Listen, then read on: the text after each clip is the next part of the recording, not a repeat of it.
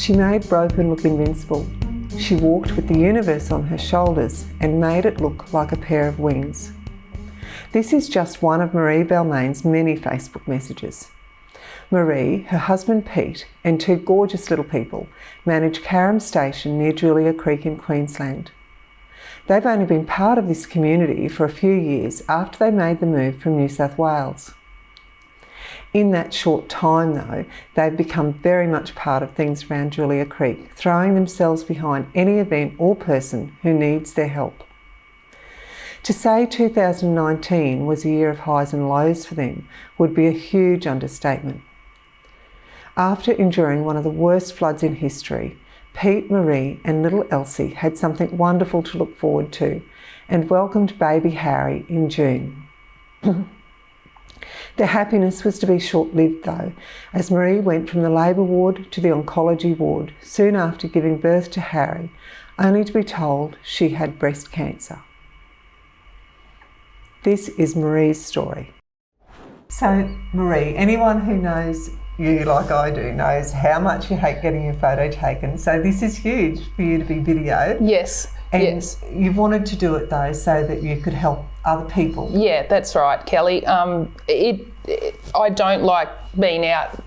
For an extroverted person, I'm not really one to jump in a photo. I don't know how many camp drafts I've judged, and I never stand in the photo with people or different things. But sometimes you just got to put that aside. And I think in this sort of circumstance, it's good to kind of put a bit of a face to it, and have a little bit more awareness out there, just to hopefully help one person. If I can help one other person just get onto their health a little bit quicker, I think it's not in vain then, is it? Yeah. You moved up here from New South Wales and then had little Elsie not long after, and then fell pregnant with Harry. So you were actually pregnant with Harry when the flood happened. So what was it like during that time, you know, in the flood? And look, it was, I think everyone said it's very surreal.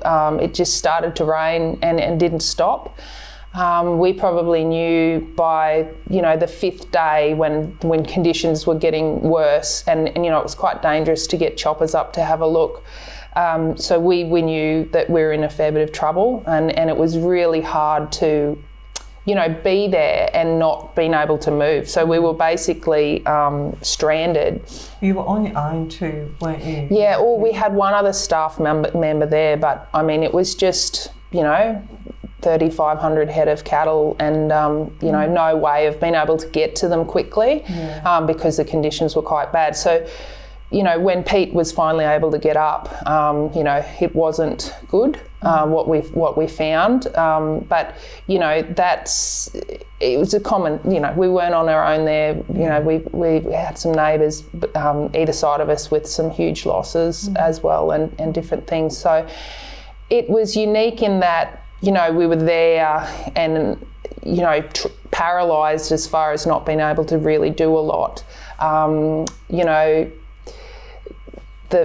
It's something I hope we never go through again, as far as the feelings and emotions and stress around, Maree, do you think it helped having Elsie?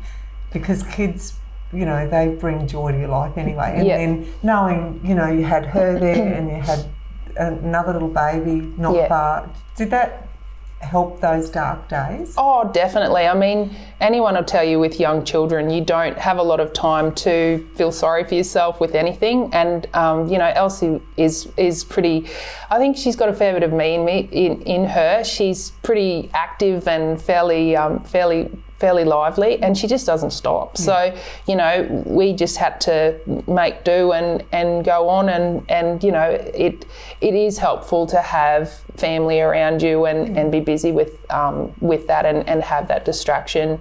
Definitely. I mean, it completely changes your life having children. So I think obviously always for the better, but it certainly was good. Yes. So Maree, when did you find the lump? So as you mentioned, I was pregnant with Harry, and I found it in the shower. That seems to be quite a common thing. A lot of people you talk to say they found a lump whilst they were showering, and so I found one when I was 30 weeks pregnant. And was it how big? It was huge. It was probably then around 6 centimetres in diameter on the top side of my right breast. The fact that I was pregnant, I immediately thought it was something to do with the pregnancy, like a blocked milk duct. Did it just come up overnight? Really quickly? Yeah. And no, it and that's like I breastfed Elsie up until the December, sort of January, and then in April I find this huge lump. So I mean, I guess the red herring was I was pregnant, in that my doctor thought that it was probably just going to be a milk duct pregnancy, because your breasts change a lot when you're pregnant. But we did get it checked. So I got it looked at. We went across to Townsville for other appointments, and I got it ultrasounded on the 30th of April. The girl that looked at it said, this is weird. I don't know what it is. I'll get my boss to look at it.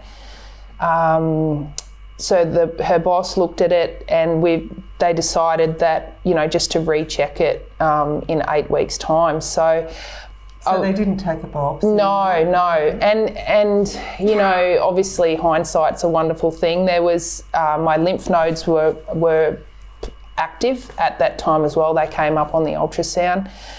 Obviously it was quite a big, significant lump, but the decision was made not to biopsy it. And, I was happy with that, in that I just, like everyone else, thought it was a pregnancy-related thing. It had come up so quickly. It wouldn't be what it ended up being. So, and I guess you're guided by your doctors as well. 100%. Yeah. And I was, the fact that she had her boss check it as well. And I wasn't just, in some little 2-bit town. I was in Townsville and I felt like I was under good care. Yeah. And, one thing that's probably come from it, they've completely overhauled the protocols for that now, because of me. So, hopefully that won't happen to someone else again, but it just was one of those things. I slipped through the cracks, unfortunately, but, that's life. Sometimes it shouldn't be like that, but sometimes that just happens. And so you can't dwell on that too much. So did it get bigger as the months went on? Yeah, so 8 weeks later, fast forward 8 weeks later, that was the plan, was to, let's have another look at it in 8 weeks. So 8 weeks later, it had got a lot bigger. It had then started to orange peel skin onto my breast wall. So, when you Google symptoms of breast cancer, they say the lumps and then the orange peel skin. And I mean, I just didn't, it just wasn't in my head that that's what it would be. So you weren't worrying about it? No, I mean, I wasn't, because I just, had Elsie, Harry was coming, and you just think that you're right. Someone's looked at it, it's not going to be. And I was relatively uneducated about breast cancer, very uneducated. I probably did self-exams like everyone might do occasionally, but we don't have a family history of breast cancer. Not that that's a thing that, as it's turned out, is really that relevant, but you just don't have it on your radar. You're busy with life. You're busy on a farm, you're raising your child, you're doing water runs, you're getting ready to go to Townsville for 4 weeks to have this other baby. It's just not on your radar that you could have, an aggressive form of cancer growing in your body. So, yeah, fast forward 8 weeks, we went across. I think the fact then that they had the images to compare. So I got it ultrasounded again on the Monday, and I think once they got it side by side, they were like, oh, this is probably a little bit more than what we first thought. An emergency biopsy on the Tuesday, and I had Harry on the Wednesday morning, and found out Wednesday night that So did you have him naturally, or did they? No, I was I was induced with Harry. So was that because of the worry with the breast? No, that was not on anyone's radar. Like I had a private obstetrician. He wasn't that concerned about it. You know, I think it wasn't until they got the images side by side that they were like, okay, this is growing and this is not just a milk duct, because like I said, the fact that I was by then 38 weeks pregnant, you know, it just was what threw everyone. And so no, we had Harry. He was a planned cesarean, a delivery via cesarean. He's quite a big baby.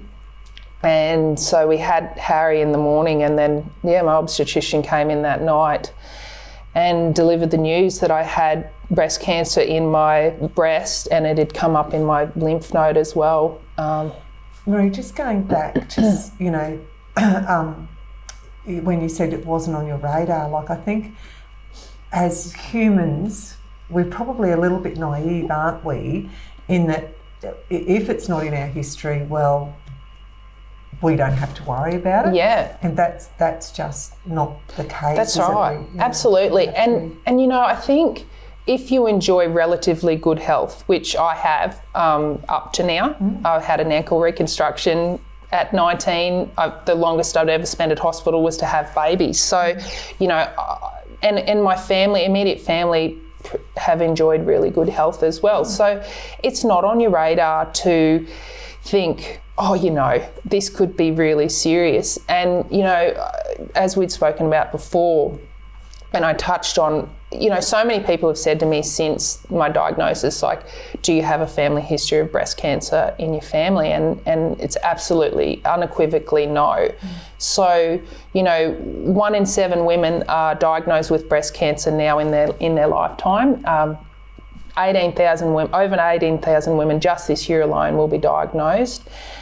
And of those women, only 1 in 8 have a family history. So 7 out of 8 women don't have any family history of breast cancer in their family. So that myth that my mum didn't have it, my aunties don't have it, you know, my grandmother didn't have it, it just doesn't fly anymore. And it's a little one we tell ourselves. And I guess, you know, had I had a family history of breast cancer and I'd found a lump, I guarantee you I would have pushed harder for that biopsy because, you know, my mum had it, or, you know, my auntie had it, or something like that. But I was like 7 out of 8 women that don't have that family history. So that's a really big myth that I'd like, hopefully by, you know, sharing my story, we can sort of squash, because it's just not the case anymore.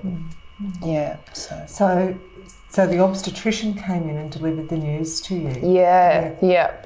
I was on my own, so that was pretty full on. And he, just sort of said, you've got cancer, you know, you need to stop breastfeeding. Here are the drugs to make that stop.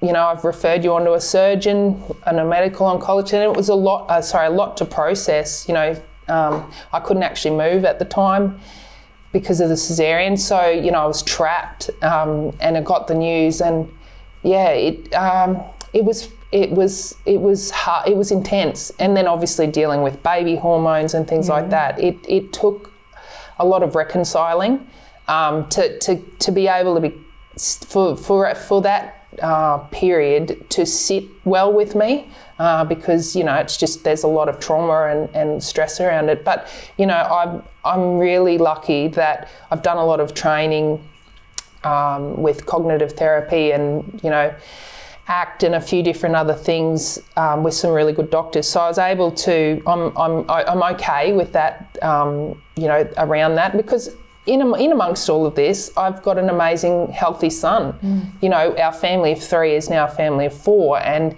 you know, it was important for us not to lose sight of that as well, that, you know, here's Harry in amongst all of this. It was like the flood, you know, in amongst all of this, there's still the nucleus of your family and what's important, and we're safe, or they are safe at that stage. So that is all that matters, really. So, you know, Harry has been a godsend, as in, you know, you just can't stop. You know, you've now got 2 children, 2 healthy children, and life just has to go on. So, you know, into treatment we went. So how did you make that phone call to Pete? Like, you're on your own. So that would have been awful. It was... My obstetrician is a fairly straight shooter, and, you know, I really quite admired him for that. It's probably not the best at delivering bad news.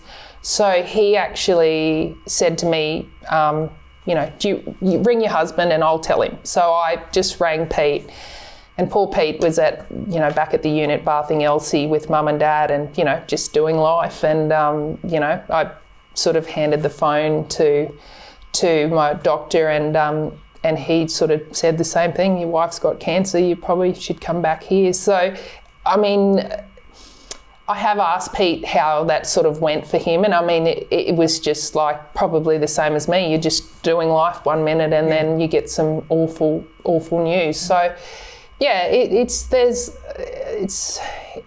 it is what it is. And I mean, you can get caught up on it, but I mean, moving forward, it's just about getting well. Yeah. So how long did you, what was the process after that, Maree? How long did you have to spend in Townsville? Because I remember ringing you and I just assumed you would still be in there, but you were home. Yeah. And that's another thing. Like, I think people think once you've got cancer, you're just in hospital. And, you know, like, obviously I had a lot of tests, MRIs, PET scans, breast scans, like everything you could possibly imagine in those coming days. So I had an operation to put a portacath in, which is a device that you can basically plug the chemo, you know, meds into, and it's just a lot gentler on you, so you're not having to find veins all the time. So I've got one of those devices subcutaneously. So I had that. I met my surgeon. She's one of the best surgeons in Australia. Met her, and, you know, she sort of broke the news to me that my cancer was rare. It's not hormone positive, it's HER2 positive, hormone negative, which is only 5% of breast cancers worldwide. So that was a little bit of a shock. They're normally hormone positive. So learning a lot about that, you know, it tends to be aggressive. And fast moving, which makes sense because, you know, I went from nothing to, you know, quite a large tumour. And I decided early on that I wanted to become an expert in HER2. And, you know, when I say I'm a lay expert, obviously I don't have a medical degree, but you can ask me anything about HER2 positive cancer, hormone negative, and I can generally tell you now trials and drugs and things worldwide. And so that was how I dealt with it, was to just hit it straight on. I wanted to know a lot about it. You know, I send my oncologist nuts because I'm always asking him about dosages and what if we do this and what's plan B here. And I'm a very big picture person. He likes to be very much in the now. We're treating you for this right now. But I like to sort of, I guess the fact, because I've got a family, you know, have a bit of a game plan around, you know, well, if this doesn't work, what else are we going to do? Yeah. So we just hooked in, and I did my first treatment. 10 days later, I got it's the first round of my chemo. So was that in Townsville? Yeah, so I went from the Mater Hospital having Harry and the Icon Cancer Clinic's right next door. So basically just walked out and walked in once I'd got everything done, and you know, it was very cathartic, as in, you know, it's red chemo, it's bright red, and, you know, it's coming down the line, and, you know, and Pete just said to me, this is the biggest and baddest this is ever going to be, you know, we're going to kill it now.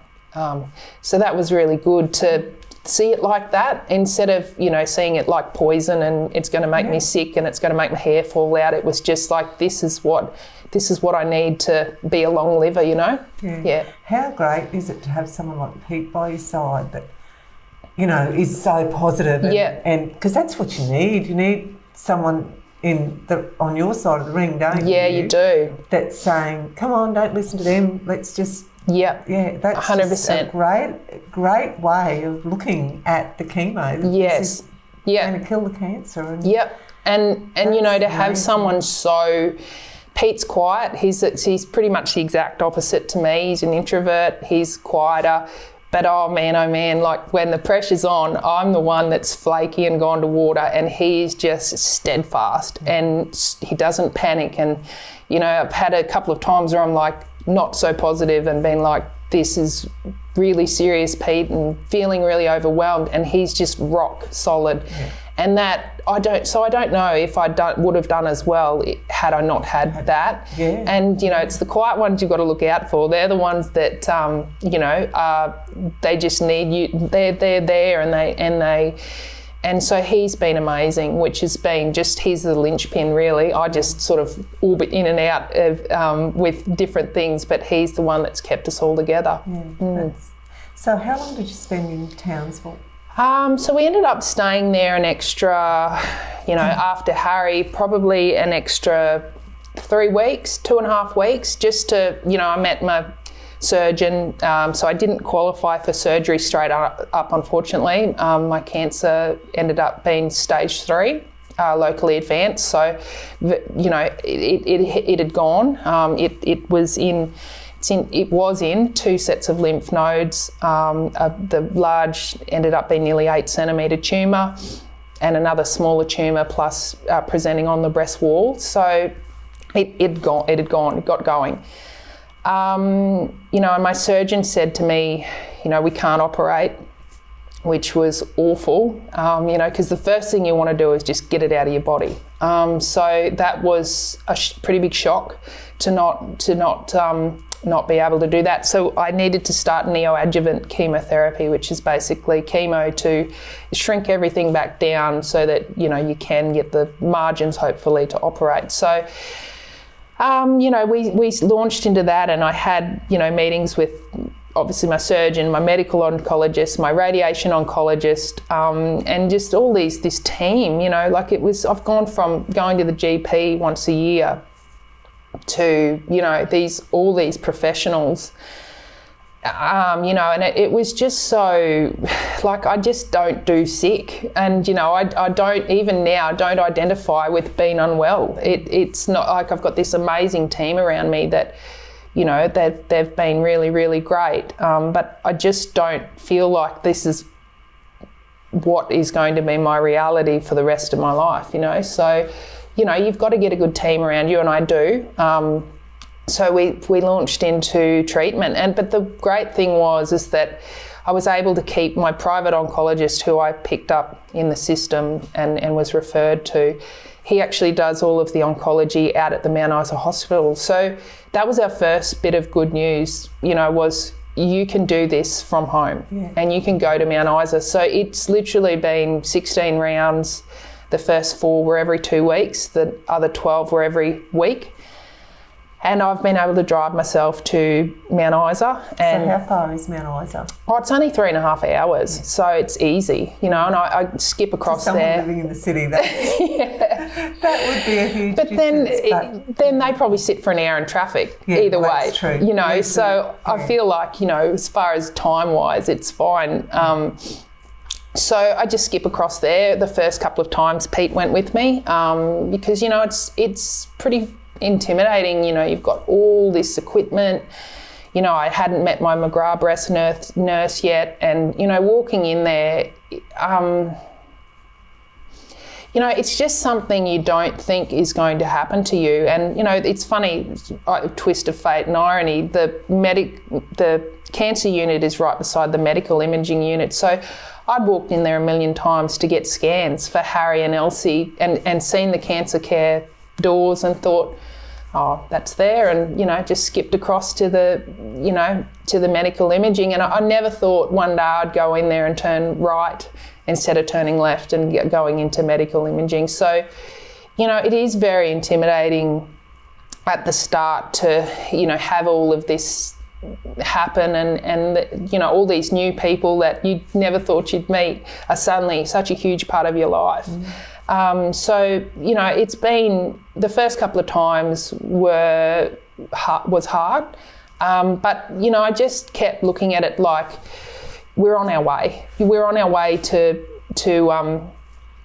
killing tears the tumour. So we actually I named it because I just didn't feel like it was mine to keep. So I thought by giving it a name, so tears the tumour, it just meant that it wasn't part of me. It was something only temporary. So I have my team of Terry Terminators, and they all think I'm a bit kooky, but I've all given them a coffee plaque thing. They've all got one that sits on their desk, and I'm like, you're part of the Terry team now, so don't forget about me. That's the one thing when coming home, I said to all of my team, I was like, don't forget about me. So I gave them this coffee mat thing. They've all got the same one, and it's like, put it on your desk. Every time you put a cup of coffee on there, you might think of me. Don't forget about me, because I didn't want to come back out here and feel like I was just a number. So that's and I haven't. That's one thing I will say. You know, the health system in Australia is amazing like that, and to be out here and be in the public system and still feel like I'm getting the same care as what I was when I was in the private system. So that's just enabled us to stay out here and live our lives, you know.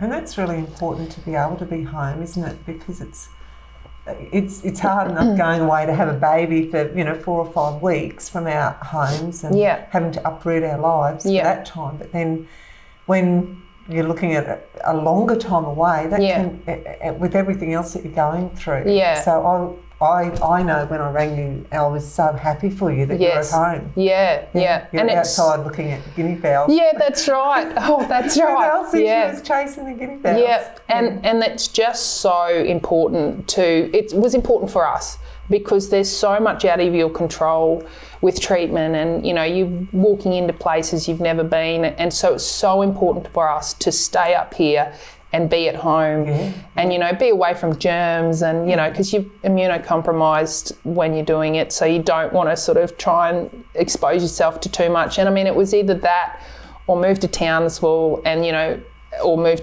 back down to Brisbane, and we just couldn't see ourselves doing that. I mean, at the end of the day, Pete had a job to do as well, and it's an amazing community up here, as you know. There's just been so many people that have gone out of their way to try and help us, and we were really determined not to lose that, and it just felt like we were losing out to cancer if we moved. So I was very determined to stay here, and my parents were a little bit I'm pretty sure they were quite concerned at the start, thinking, God, Mount Isa, how's Maree going to get this sort of treatment that she needs? And once Mum had actually come up and done a chemo session with me, she was like, no, these women are professional, they're amazing. My telehealth, my oncologist is on the screen, he's got no distractions. We have a meeting every week, and we're just getting it done. So just ticking it off. Maree, you mentioned your McGrath Foundation nurse, so tell me about the McGrath Foundation. Look, she's been incredible. So she's actually the unit manager as well. So Nicole Williams is the name. She's an incredible lady, and she's partially funded by the McGrath Foundation to 2 days a week in her role there. And look, she's just amazing. She's advocated for me a couple of different times and been my voice through the hospital system, which is just, you don't know who to talk to sometimes. There's a drug that I'm on that currently is not approved for stage 3. We've actually had to abandon it due to some side effects, but she was the one that was like, we'll just get it done. It was $30,000 worth of treatment that I was going to have to pay for, that we were actually able to get funded with the Mount Isa Hospital and Townsville Hospital. So a bit of a pity that my body couldn't handle it, but that she's been my voice, and she's educated and she's up to date with all because it's such an ever-changing landscape, the cancer treatments. There's just so much stuff. Like, I could read for hours every night on different things, and just even around my specific subgroup of HER2 positive. So, to have that person there that's educated and, she's seen it all before, and, she doesn't generally see people as young as I, but, the youngest lady she has treated was 19. So, she has seen people younger than me, and, and you know, she said back in the earlier days it was hard because they lost a lot of women, but Australia has one of the best survival rates now, and that's due to the breast bus, you know, going around, and they've dropped the age of screening from 50 to 40. So that was another thing I didn't know and wasn't aware of. You know, I'm 38. I was only 2 years away from getting my breast screened. I had no idea. I thought that was for 50-year-old ladies. So that's been really beneficial as far as, like, it hasn't reduced the rate of people being diagnosed, but it's increased the rate of survival, you know, tenfold. So, you know, early detection, when you spoke with Ruth Logan, you know, really resonated with me. Early detection is just so vital. If you can be stage 0, 1 or 2, your outcomes are really, really high. And, you know, I'm not saying that mine aren't, but they're just, you know, statistically starts to drop off once it starts to get a bit of a roll on. So, you know, it's just so important. And so she's that one person there that I can know. I'd just be like, Nicole, what about this? What about that? Can you ring my oncologist? And she just does it. You know, it's just not a problem to her. It's amazing. So her main role is sort of advocating on your behalf and being your listening. Yes. Ears. Yeah. What else does she do? She's just that person there that, you know, if I've got any questions, you know, I'll say, I've heard about this. What do you think? Or, you know, what have other people done in the past? And she's just got this huge network. And, you know, there's a huge network of these women all over Australia. And it's a phone call away. It's like someone ringing me and asking me about a horse going through the Landmark Classic. I could usually tell you vendors, you know, breeding. Like, her network is so far away from what mine is, but it's just as powerful. It's just there at her fingertips. It's one phone call away. So is she a immuniser? Yes. So does she give you some support when you go in for your chemo? Does she meet you in there? Or? Well, she's the unit nurse manager, so she's in there all the time at the absolute coalface of everything. And you know, everyone has access to her too. The fact that she is the manager there, so, you know, there's people in there being treated with all different types of cancer, and Nicole's their lady, but it's just that professional like access she has that it's just second to none. And, you know, again, like I said, if you'd said to me 12 months ago, 5 months ago, you know, you're going to have this woman in your life that is on speed dial, I'd have been like, don't be ridiculous, you know. And she just is. I don't even have to worry about not knowing the answer, because I know if I can't find it, she's just there and it's done, and that's her job. And she's very passionate, and, you know, she wants a really great outcome for all of her clients, which is, you know, living long lives. So Maree, where are you at now? You finished your chemo, which was, I can't remember how many rounds of chemo. 16. So I got to the 16 rounds, which is really unusual. I had a couple of delays. I had 3 weeks off, sort of 2 weeks off at one stage and another week off just with being sick. And so they wouldn't give me my chemo, which was quite annoying. But so I've only had the 3 delays, but I ended up with doing the 16 rounds.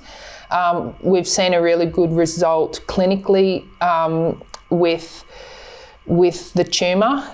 So it's I can't feel it anymore, which is amazing, huge. Maree, that just reminded me, because when we sat down, you said you used to let everyone feel it. So and I mean, that sounds crazy, doesn't it? Like, you know, just some really good girlfriends, and because women don't know what lumps feel like. And I mean, mine was probably a little different, as in the biggest one was huge, which is not normally the case. But there was a smaller tumour underneath that, and I'd say, just have, and not one person said, I don't want to, like, they were sort of like, oh, bloody hell, yes, I'd like to feel this, to know what it is like. And, you know, so I'm like, okay, you know, in the name of science and in the name of, you know, hopefully. I'll be your guinea pig. Yeah, that's right. So, you know, you might turn up to our place and there'll be someone with their hand down my shirt, but another female. But no, so I did. And so that went from that, and it being, you know, it was the size of a mandarin, the biggest one. So having that and then going from that to not being able to feel anything is just, it's such a relief for me. It doesn't mean that, you know, we have to obviously wait for the histology to come back after the operation. So I'm getting a double mastectomy next week. That'll go away and all get tested. And so do you have that in Townsville? Yeah, so I've got, back right at the start, Mark Barton, who I used to work for, I knew he had a very high up connection with a breast surgeon who happens to be his neighbour in Wagga. And he's one of the heads of the Breast Surgeons Guild, or it's something quite high up. I just knew, you know, with your network, you're like, okay, I know someone that knows someone. So I rang Bardo early on and said, can you ask you guy what my surgeon's like? Because I didn't just want anyone, you know. And he got back to me and said, she's one of the best in Queensland. And Townsville Hospital treat you know, more people for cancer than any other hospital in Australia, because they have a huge draw. They go right up to Papua New Guinea, all the way down to Longreach, all the way up out here. And so, you know, there's this huge professional base there. Just in the oncology unit alone, there's 30 chairs and they're filled twice a day, every day for 5 weeks. So that's for 5 days. So that's, you know, 60 people a day that are just getting chemo, and that's not the oral chemo, that's like, you know, the chemo regimes, IV. So there's this huge base there. So it was really good to know I was in good hands. You know, she's a female surgeon. She's mid-50s. She scares me sometimes. She's one of the only ones I've got that I can't be like, you know, this and this. She's like, no. And so she does scare me a little bit. I've met my match there. But so we'll get the operation. I'll get the operation next week. So my big goal now is to get PCR, pathological complete response. So they'll test the lymph nodes they cut out and the area, and, you know, hopefully there's no active cancer. So that's what PCR is, just checking everything for. Yeah, so basically it's your canary in the cage, as in, you know, if you've got PCR, you can fairly confidently say that, you know, the cancer that might be elsewhere, it has been killed. So with later stages, and like this is when she probably scared me the first time, was, you know, she said, Maree, cancer cells have circulated your body. There's no doubt about that. And my first thoughts were, God, is Harry affected, you know? So that was good to learn that very, very minute case, like, you know, it's hardly documented. But so my first thoughts were to him, but you know, so the fact that cancer has circulated your body means that, you know, when you do get this chemo, you're relying on it to work to kill these cells that may be sitting elsewhere, so that, you know, it's not flaring up somewhere else. So with PCR, I guess that's the indication that everything's worked really well. So that's what we're aiming for, PCR.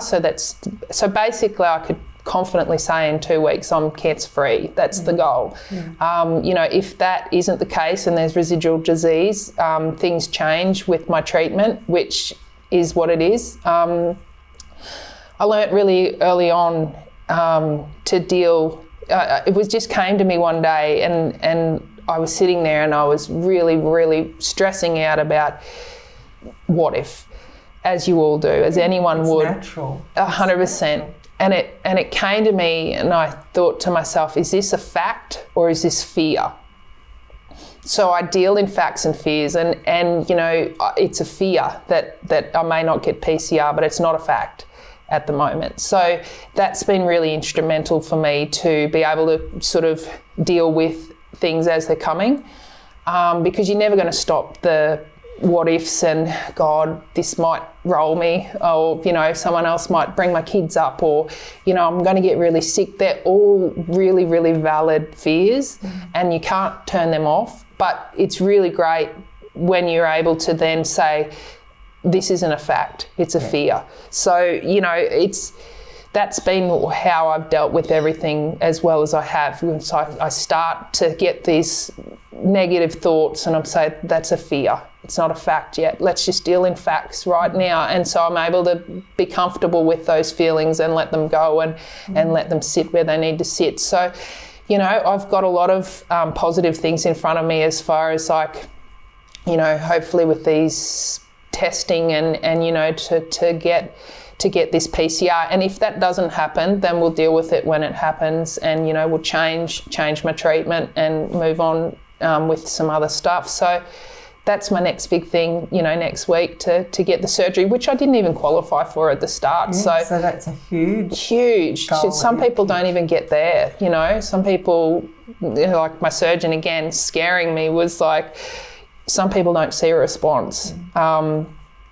You know, there's no point in operating if we don't see a response. And I mean, that just is just the worst thing you can hear. Yeah. She's this tiny little lady and she's just scaring me. Like, it was scary. So to finally feel that response and for it to start to shrink, and obviously, you know, feeling like you're getting on top of it. So that's been a huge wind in the sails, and we just go from there, you know. So after the surgery, is there radiation or? Yeah, there is. So I'll have 6 weeks off, and then I've got 6 weeks of daily radiation in Townsville again. So it's 45 rounds of daily. It's only 15 minutes. It's, yeah, you know. So you have to have that in Townsville, not Melbourne? Yeah, no, they can't. Oh, don't worry, I've asked. What's